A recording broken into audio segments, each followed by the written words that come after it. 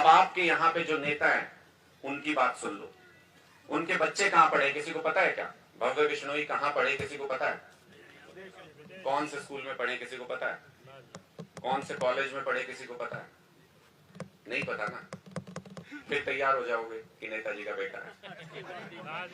अपने बच्चों की सोच लेना, मैं इसलिए बोलता हूं। और आज ये कागज लेके आया हूं यहाँ पे, आज ये कागज लेके आया हूं यहाँ पे। अगर किसी को ये लगता हो, जो ये कह रहा है 26 बरस का वनवास टूटा है, अगर किसी को ये लगता है कि वनवास टूटने की वजह से इन्होंने पार्टी चेंज की है, तो अपनी आंखें खोल लेना, इसकी कॉपी यहीं छोड़ जाऊंगा, पढ़ लेना, इसको देख लेना। ये क्या है? ये कोर्ट का ऑर्डर है। कोर्ट का ऑर्डर किस बात का है? 200 करोड़ रुपए का आईटी का हेरफेर किया, इनकम टैक्स का हेरफेर किया है कुलदीप बिश्नोई ने, 200 करोड़ रुपए का। ये कोर्ट का ऑर्डर है।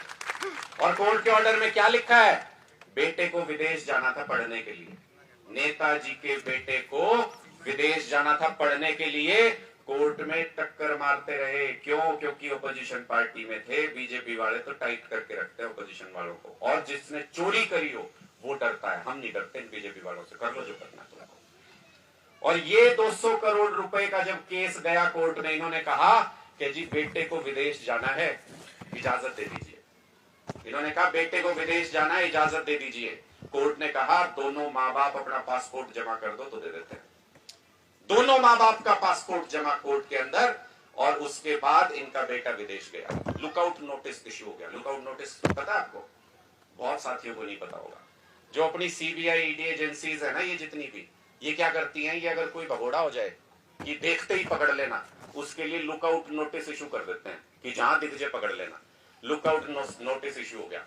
अगर एयरपोर्ट पे उतरते बिना भारतीय जनता पार्टी ज्वाइन किए हुए, तो इनका बेटा भी जेल में होता।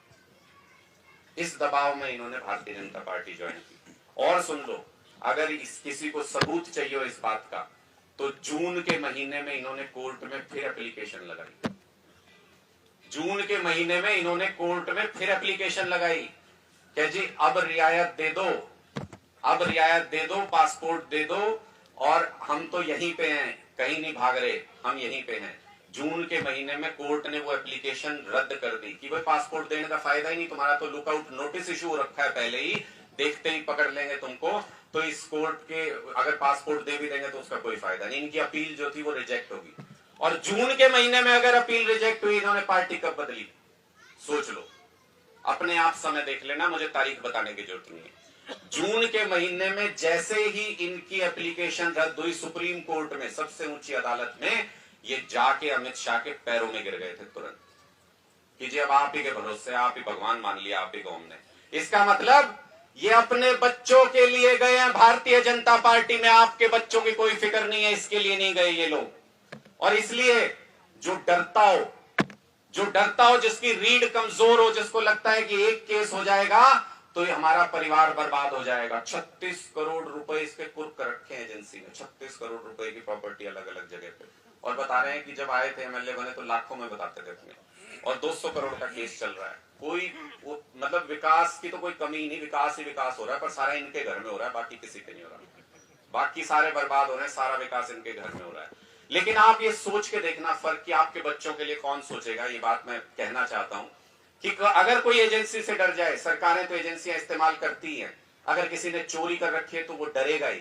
लेकिन अगर कोई डर जाए और सरकार की तरफ जाके घुटने टेक दे इन एजेंसियों से डर करके, क्या वो आपके बच्चों के लिए लड़ पाएगा? क्या वो आपके बच्चों के लिए संघर्ष कर पाएगा किसी तरह? सरकार के साथ